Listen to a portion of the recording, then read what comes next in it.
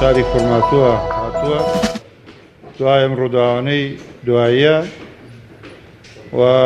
لە هەمووی ناڕەحەتتر ئاوارەبوونی دەیان هەزار خەڵکی خورماتوو کوردی خورماتوو بووە. ئێمەش وەکو لایەنێکی سیاسی کە خۆمان بەرامبەر بە جەماوەری ئەو ناوچەوەیە بە بەرپرسیار دەزانین، پێمان باش بوو کە ئەمڕۆ لە خزمەت ئەو حزبە سیاسیانەی کە لە نێو خورماتوو بارەگایان هەبووە، دیارە لێمان پرسیون کە 6 لایەنی سیاسی بارەگەدار بووە، ئەگەر نا پێچێ وەکو تەنزیم و ڕێخستن لایەنی تریش هەبێ لە ناو خورماتووە. ئەو 6 لایەنەمان لەگەڵ سەرۆکی یەکەی داری کە قایمقامی دروست خورماتووە داوەتمان کردن، بانگێشتمان کردن، عەزیەتیان کێشا کە ئەمڕۆ ئێمە وەکو ئەنجومەنی سیاسی و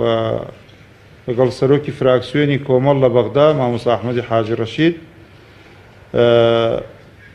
و دیارە برایانی پەرلەمانتاری کوردستانیشمان بڕیار بوو لێرە بن، ئەم بەرنامە ئێمە پێش جەلسەی پەرلەمان بوو، دواتر ئەو دانیشتنەی پەرلەمان کە هەیە ئەمڕۆ لە پەرلەمانی کوردستان هەم پەرلەمانتارانی کوردستانمان بۆیان نەکرا ئامادە بن و هەم قایمقامی خورماتوو ئەویش اعتیزاری هێنایەوە کە لەوێیە و دیارە پێویست بۆ لەوێ بێ و ئێمە لە خزمەتی ئەم نوێنەری لایەنە سیاسیانە کە ئەمڕۆ تەشریفیان لێرە بووە باس و خواسێکمان کرد وەکو کۆمەڵی ئیسلامی کوردستان ئامادەیمان دەربڕیوە کە چی چاوەڕوانیەکیان لە ئێمە هەیە وێڕایەوەی کە بۆمان باسکردنەوەندەی پێمان کرابێ کردومانە لە ئاستی حزب، لە ئاستی ئەمیری کۆمەڵ کە لەم دوایە لە بەغدا هەندێک لە سەردانی کردووە و لە سەردانەکانی یەکێ لە خاڵەکانی باسی کردووە لەگەڵ ئەو کەسایەتیانەی کە لە عێراق بینیوینی باسی دروست خورماتوو بووە و باسمان کرد کە فراکسیۆنی بەغدامان و وەزیرەکانمان وەکو کۆمەڵ ئەوەی پێمان کرابێ و چیتر چاوەڕوانن لە ئێمە بۆیان بکەین، ئێمە لە خزمەتیانین و بۆیشە سەرۆکی فراکسیۆنی بەغامان لە کۆبنەوەکە ئامادە بوو بۆی گویان لێ بگرێ و ئەوەی داوایان کرد کە خۆی لە کۆمەڵی خاڵدا بینێتەوە یاداشتمان کردووە چی بکەوێتە سەر کۆمەڵ وەکو حزب، وەکو پەرلەمانتارانی، وەکو وەزیرەکانی ئامادەین ئەنجامی بدەین و چونکە ئێمە خۆمان بە بەرپرسیار بەرامبەر بە خەڵکە کە ئێستا ناڕەحەتە و چیمان پێکرێت دەبێ وا بکەین خەڵکەکە بچنەوە سەر جێگا و ڕێگای خۆیان بە گفتوگۆ بێ، گفتوگۆ لەگەڵ بەغدا، گفتوگۆ لە ناو خۆمان، گفتوگۆ لەگەڵ لایەنە دەرەکیەکان وەکو ئەمریکا، بەریتانیا، ئێران، تورکیا کە هەموو فشارێکی دیبلۆماسی بەکاربێنین و خۆشبەختانە بەڕاستیەوەی گوێمان لێبوو ئەم حزبە سیاسیانە کاری چاکیان کردووە، لە 4 تەوەر کاریان کردووە و کاری باشیان کردووە، ئەوەی جێ دڵخۆشیش بوو و پێشتریش زانی بمان و ئێستەیش بۆمان دەرکەوت کە لایەنە سیاسیەکان و شتاش لایەنە سیاسیە بە درێژایی بارودۆخی دروست خورماتوو پێکەوە بوون، کۆبنەوەیان هەبووە، ڕاوێژیان هەبووە و ئەمڕۆژ یەکدەنگ بوون لەسەر هەندێ پێشنیار و هەندێ خاڵ کە بە ئێمەیان داوە ئێمە کاری لەسەر دەکەین وەکو کۆمەڵی ئیسلامی کوردستان دووبارە بە خێراتنیان دەکەین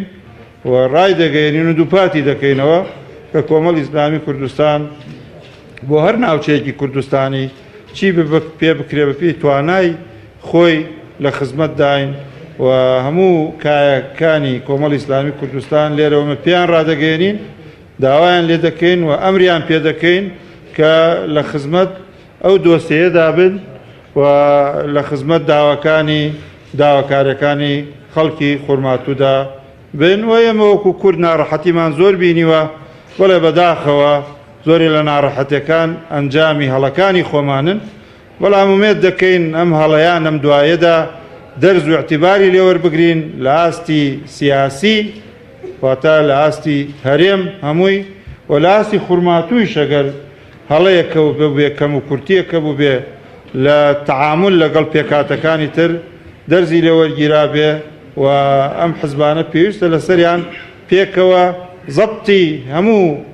بارودۆخەکە پێکەوە بکەن و پێکەوە داوا بکەن و پێکەوە بگەڕێنەوە و پێکەوە هەنگاو بنێن بۆ خزمەتی دانیشتوانی خورمات و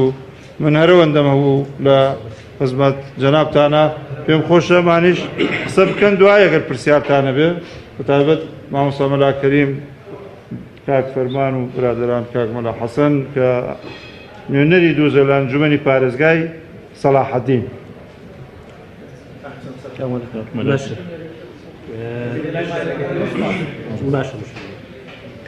ئەم کاتتان باش. طبعا ئەمڕۆ ئێمە وەکو سەرجەم لایەنە سیاسیەکانی خورماتوو لەسەر داواتی ئەنجومەنی سیاسی کۆمەڵی ئیسلامی لێرە کۆبوونەوە ئەوە جێگای سوپاسە.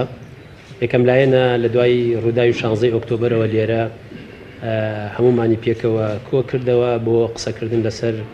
دۆخی خورماتوو بۆ قسەکردن لەسەر وەزعی ئاوارەکان. ئەوەی پێویست بوو کاک محەممەد قسەی لەسەر کرد دیارە ئەوەنەی لە توانای ئەوانە بێ ئەوەنەی لە توانای کۆمەڵی ئیسلامیە بێ پێیان بکرێ هەم لێرە و هەم کاک ئەحمەدی حاجی ڕەشیدیش کە سەرۆکی فراکسیۆنی کۆمەڵی ئیسلامیە لە پەرلەمانی عێراقی ئەوش بە هەمان شێوە ئامادەی خۆی نیشاندا.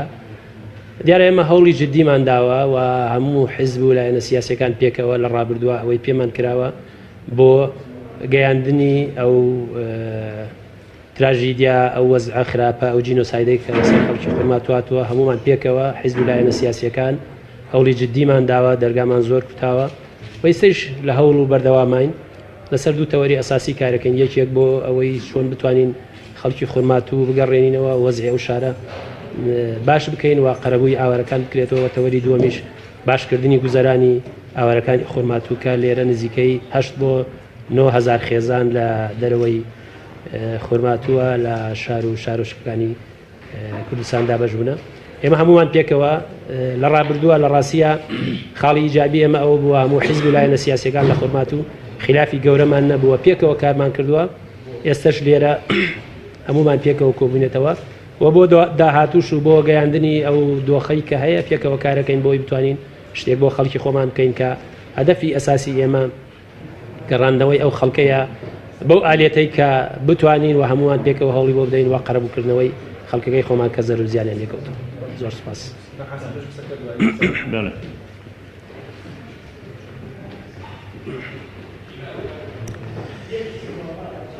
سەرەتا زۆر سپاس کەوەش بەخێر بێن کاتتانە باش. دیارە ئێمە وەکو نوێنەری خورماتوو لە سەرجەم 29 کورسی ئەنجومەنی پارێزگای تکریت سەلاحەدین تاقە نوێنەری کوردین لەوێ و دیارە لەم کارە سات و ماڵکاوری بەسەر شاری خورماتووە هات هەر لە تەقان و ڕووخان و سوتانن دواشاش کۆچ و ڕەوێکی گەورە کە نزیکەی 8 بۆ 9,000 خێزانی کورد کە خۆی زیاتر لە 60,000 کەس ئەبینێتەوە ئاوارە بوونە. دیارە بەڕاستی هەوڵەکانمان بە هاوبەش لەگەڵ برایان لە حیزبە کوردستانیەکانی خورماتوو لەگەڵ برادرانە بە هەماهەنگی لە هەوڵاین بۆ ئەوەی بەڕاستی لە ڕووی کاری ئیعلامی و یاساییەوە بۆ دنیای دەربخین کە ئەو کارەساتە کارەساتێک بۆ بەسەرەوەکاتوە لە ڕووی قانونیوە هەوڵی تر بووێن لە ڕووی دیبلۆماسیەوە هەوڵی زۆر دراوە بە تایبەت لەگەڵ یۆنامی لەگەڵ نوێنەری وڵاتەکانە لەگەڵ قونسوڵیاتە لەگەڵ یان کۆبیش و ئەوانە دانیشتن کراوە بۆ خستنە ڕووی ئەو وەزعی خورماتوو و کارەساتە کە بەسەر خورماتووە هاتووە و دیارە هەوڵەکان بەردەوامن و لە بەردەوامی شابین لە ڕووی دیبلۆماسی و جارێکی تر بە تەمای ئەگەر بکرێ و برادرانە هاوکارمان بن وەفتێک بچێتە بەغا بچێتە سەرۆکایەتی کۆمار بچێتە سەرۆکایەتی پەرلەمان بچێتە سەرۆکایەتی حکوومەت و هەوڵ بگات لەگەڵ لایەنەکانی تری شیعەی باڕادەسە لە بەغا سەردان بکرێن لە ڕووی خەباتی دیبلۆماسی و کارەساتەکانیان پێڕابگەێنرێ و لە ڕووی ئیعلامی و بەڕاستی دوو کوڕاست لەلایەن کۆمەڵی گەنجی خۆبەخش لە خورماتووە بە چاپ گەیاندراوە کە سەرجەم کارەسات و کاورکاریەکانی تیا تۆمار کراوە بە زمانەکانی کوردی عەرەبی ئینگلیزی بۆ بەرچاوی هەموو لایەنە بەرپرس و لایەنە معنیەکان لەو ڕۆوە بۆی دەنگدانەوەی باشی هەبێ و هەروەها بە بەردەوامیش لە هەوڵین مۆداوەکانیشمان وایە و ئومێدمان ئەوەیە بەڕاستی ئاوەڕەخوا ڕاگرەکانمان بە سەربەرزی بە شەرەفمەندانە بگەڕێنەوە بۆ سەر زێدی باو و باپیرانیان و هاوکار و هاودەنگیانە بین چۆن ئەوان دەنگی خۆیان بە ئێمە بەخشیوە ئێمەش بەرامبەر خوای گەورە بەرامبەر بە میلەتەکەمان بەرامبەر بە ویژدانی خۆمان هەوڵ ئەین ئەو نوێنەرایەتیە بە ڕاستگۆیانە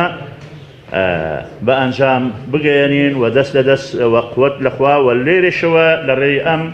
کەناڵە بەڕێزانەوە دووبارەی ئەەکەمەوە داواکارم لە هێزە کوردستانیەکانی سنووری هەرێمی کوردستان سنووری خاکی کوردستانی باشوور یەک چارە چارمانەکە ئەویش یەکدەنگی و یەک ڕەنگیە بەلاوەنانی هەموو ئەو تەخوین و سەرخستنە سەر یەک و ئەم ئەوەی کرد و ئەوەی کرد وەختی ئەو وردەگرایانە نیە بەڕاستی کورد ئەمڕۆ پێویستی بە یەکدەنگیە پێویستی بە یەک ڕەنگیە پێویستی بە یەک هەڵوێستیە بۆ ئەوەی ئەگەر ئەو یەک ڕەنگی و یەک هەڵوێستیە دروست بێت ئێمەش خەڵکی خورمات و ئومێدمان زیاتر ئەبێ خاوەنیشمان زیاتر ئەبێ و زۆرجا لە زۆر کەناڵەکانەوە ئەومان ڕاگەیانووە یەکێک لە ئەسبابی ئەو کارەساتی بەسەر خورماتووە هات خورماتوو بێکەسە بێکەسەکەی لەواتە بەڕاستی لە ئیداراتی حکوومەتی عێراقا لە پەرلەمانە نوێنەرمان نییە لە پەرلەمانی کوردستانە نوێنەرمان نییە لە بڕیار بەدەستانی کوردستانە تاقە نوێنەرمان کاک محەممەد وەکو کورد ئەڵێ تاقە سوارە تۆزی کەمە نوێنەرایەتیمان نییە بۆیە بەڕاستی کێشەکەمان وای بەسەر هات و ئەمەش دوایی دنیا نییە کورد لە بەمێژوو لە هەستانەوە قارەمانە ئازایە ورە بەرناغە لە ڕۆژی تەنگ و ڕۆژە ڕەشەکانە بەهێزی خۆی بەورەی خۆی هەڵەسێتەوە و خورماتویشی ئینشاءالله لە هەستانەوەی و زۆر ئومێدمان گەشە بە سەربەرزی و شەرەفمەندانە بگەڕێنەوە سەر خاکی باو باپیرانمان و خورماتی کوردستانیە واز لە کوردستانێتی خورماتوو ناهێنین بۆیەش داوار لە ئەوە ئەکەین خاوەنەکانمان کە لە قیادەی سیاسی کووردا واز لە هەموو شتێک بێنە وەکو برا دەست لە دەست و قووەت لەخوا بۆ خورماتی و هەموو خاکە کوردستانیەکانی تری دەرەوەی هەرێم بتوانرێ کاری تێ بکرێ و خەباتی درێژە پێ بدرێ بۆ گەڕانەوە و هەرسانەوە و بەرخودانی کوردانەی ڕاستەقینە وە سوپاسدانێک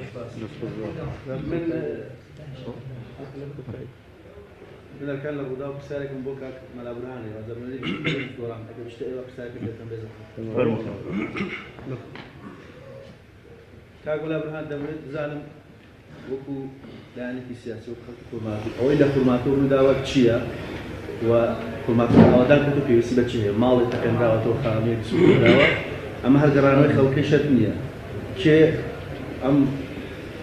خورماتو ئاوادان کاتەوە لە گەڕانەوە پێویستی بە چییە؟ سەدا پێم بڵێ چی ڕووداوە بە کورتی ناوێن چی کارزاتەکە ڕاگواستنە خاپۆرکردنە هەرچی ناوانێن ئێوە خۆتان لەوێ و کە گەڕانەوە خەڵکی خورماتوو پێویستیان بە چێ بۆ کە خورماتوو دووبارە ئاوادان بکرێت. ئەم ڕووداوە بەنسبەت کوردەوە یەکەم ڕووداو نییە ڕوودادێ بەڵام ئێمەدا ڕاهاتوین لەسەر هەموو ڕووداوە ناوخۆش و کاولکەرەکان ئەمیش یەکێکە لەوانە و بەدەر نییە لە ئەوانە ئێمە ڕاستیەکەی ئێستا ئەوەی کە تەرخانمان کردووە قسەی لەسەر بکەین ئەوەی کە ئەمانوێ قسەی لەسەر بکەین ئەوەیە کە چی بکرێت ئەمە ئەم ڕووداوەکە هەڵەی خۆمانی تایە بە دەرەجەی یەک و ئەمە ئەبێتە تەجروبەیەک ئێستا ئێمە وا ئەبینم من وەکو نوێنەری بزوتنەوەی گۆڕان وا ئەبینم لایەنەکان وەکو برا وەکو جارانی شوا بووین بەڵام ئێستا تەجروبەیەکمان وەرگدە لەو نەهامەتیە لەو ڕووداوانەکە ڕوویداوە زۆر بەهێزتر ئەیان بینم زۆر فعالتر ئەیان بینم زۆر ئەوە ئەبینم کە ئەو هەڵا ئەگەر هەڵەی ئێمەش بێ وکە کەسانێک ناحەزیەکی مسبەقیان هەبوو ڕەشبینی و قارێکی زۆریان هەبوو لە کورد دەستی خۆیانیان ئێستا بەو شێوە وەشاندووە ئەوەی ئێمە ئەبینن بە چاوی خۆتان ئینشاءالله بەم زوانە سەرکەوتنی کورد لەو شارە و بە هیمەتی هەموو لایەنەکان و بە هیمەتی جەنابتان کە وەکو ڕاگەیاندن ئەبینن زۆر ئەوە بێت کەوا سەرکەوتن بەدەست بێنن بۆ گەڕانەوەش پرسیارەکەی جەنابت بۆ گەڕانەوە ئێمە ئیسە لەو هەوڵای کە قەرەبووی ئەو خەڵکە بکرێتەوە ئەو کاولکاریە کراوە بۆیان هەیە قەرەبووی بکەنەوە چونکو ئێمە هەوڵەکانمان بە وجودی لایەنە سیاسیەکان هەوڵەکان گەیشتووەتە دەرەجەیەکی وا کە ناتوانن خۆیانی لێ بە دوور بگرن یان خۆیان ڕابکەن لەسەری بەم زوانە ئەبێ بێنە سەر خەت و قەرەبووی خەڵک بکەنەوە بە زیادەوە نەکبکەن و هیچ مساوەمەتێکیش ناکەین لەسەر هیچ شێوازێک لە حەقی ئەو خەڵکە مەزلوم.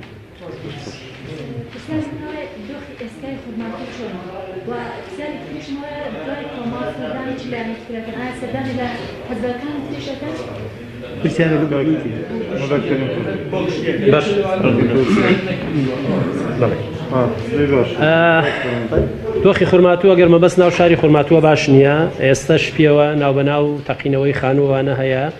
و ناوبەناو هەوڵەدەن خانووی هاوڵاتی کورد بسووتێنن ئێستا ئەوە ئەکەن خانوویەک پێشە ژووریتیایە ژوورە ئەوانەی پێشەوەی کە دیارە لە جادە و ئەوانەوە نایسووتێنن هەوڵەدەن ژوورەکانی دواوەی بسووتێنن بۆی ئەوە بشارنەوە ئەوەی تریان پرسیارەکەی ترسی لایەنە سیاسیەکان لە ڕاستیە ئەنجومەنی سیاسی کۆمەڵی ئیسلامی خۆیان داواتیان کردوین بە سوپاسەوە بەڵام ئێمە ئەبێ لە هەوڵی جددیە بین سەردانی لایەنە سیاسیەکان و خەڵکی کار بەدەست ناو لایەنە سیاسیەکان و ئەوەی بتوانێت هەنگاوێک بنا بۆ ئێمە بێجیاوازی لایەنە سیاسیەکان سەردانیانەکەین بەڵێ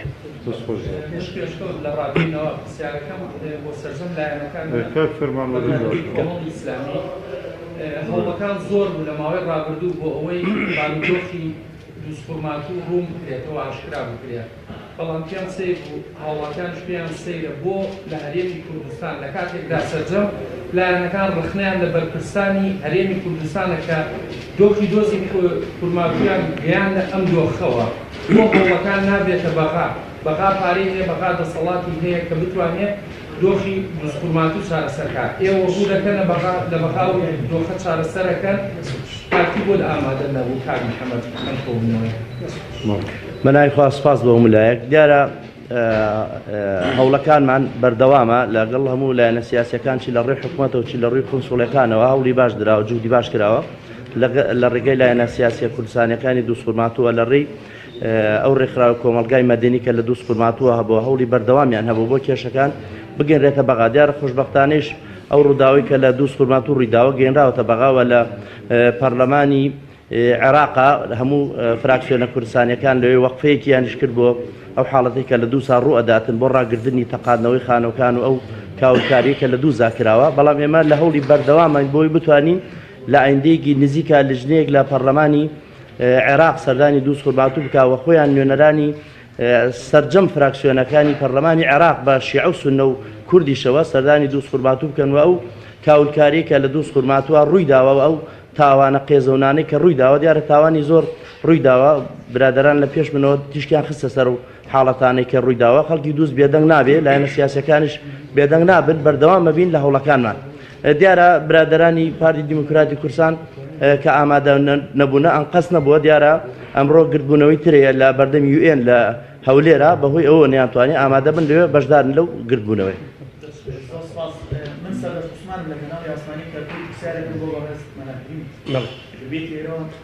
ئێوەڵێن هەوڵەدەین بۆ ئەوەی خەڵکی دووسگەڕێتەوە دروست بەڵام لە ئێستاە ئەوان لەبارێکی ناهەواران بەهۆی سەرماوسۆڵەکە چەندێک هەوڵداوە جارێک ئێستا ژیانیان دابین کە ئەمێت دواتر ئەگەر بەکوتی وڵام بیتەوە ئەو وەکسیەکەن بۆ کێیە لەلایەن کێوەیە ئێوەڵێن ئێمە شەر دروستەکەی بۆی چنم باغایان هەرێمی کوردستانیان کێ چونکە ئێستا خەڵکی دروست ساڵی بە زودی تا چارەسەری کێشەکانیان چۆن بۆ دەن کە هەوڵی جدیتانەوە باشە سەبارەت بە باشکردنی ژیانی ئاوارەکان دیارە ئەوە لە ڕێی منەزەمات و ئەوانەوە ئێمە فشاری تەواومان کردو بۆی ژیانیان لە ڕێی نوێنەرەکانمانەوە لە بەغاوە لە ڕێی حکوومەتی هەرێمی کوردستانەوە ئەو جۆرە کارانە ئاکرێت بۆ خەڵکی خێرخوازی شەیە خەڵکی دەوڵەمەند و ئەوانەیە چەندین کەس پەیوەندیان پێوە کردوین و هەوڵیان داوە و توانە ئەم خواردنە ئەم پێویستیە ئەم جلوبەرگە ئەوانەی و ڕاخەروانە بۆ نەوت و سۆپاوانە بۆ چۆ پێویستەکە ئەوە تەوجیهمان کردوون لە ڕێی ئەنجومەنەکانەوە هەموو شار و شارشکەیەک ئەنجومەنی خۆی هەیە لە ڕێ ئەوانەوە جێبەجێکرێ سەبارەت بەوەی کە ئێمە بچینە بەغا یا بچینە هەرجێگایەکتر ئێمە نوێنەری لایەنە سیاسیەکانین ئەم مەجموعەی کە لێرەین بە برادرانی پارتیشەوە نوێنەری لایەنە سیاسیەکانین بچینە بەغا یا بچینە پەرلەمانی کوردستان بچنە پەرلەمانی بەغایە بچینە هەر جێگایەک وەکو نوێنەری هەموو لایەنە سیاسیەکانی چینە جێگایان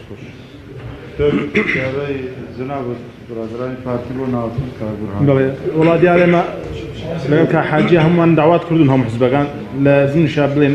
نوێنەری پارتیمە کوردستان کاک هەرسەلام بوو شەوەتی دێن بەڵام بەیانی عوزریاوە ئەمڕۆ لە پەرلەمان و لێ لە هەولێرن کۆمەڵی شانەیە دیارخانەکانش هەر لێوەیە عوزەکەی و کە ناتوانێت بێت بۆیرە خەریکترە لە هەولێر ئەینا داوات بوون هاتووە قوربان دەستان خۆش بێ هەموو لایە دەستان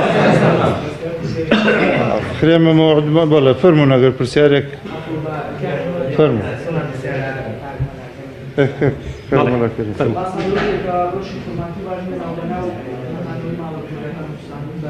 بەڵێ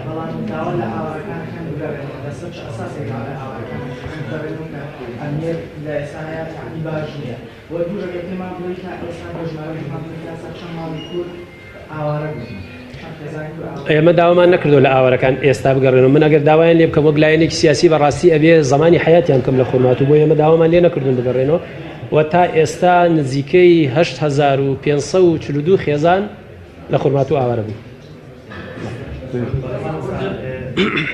عباد برامج و علی کوردستانی که تا چه لەگەڵ دەستوری عێراق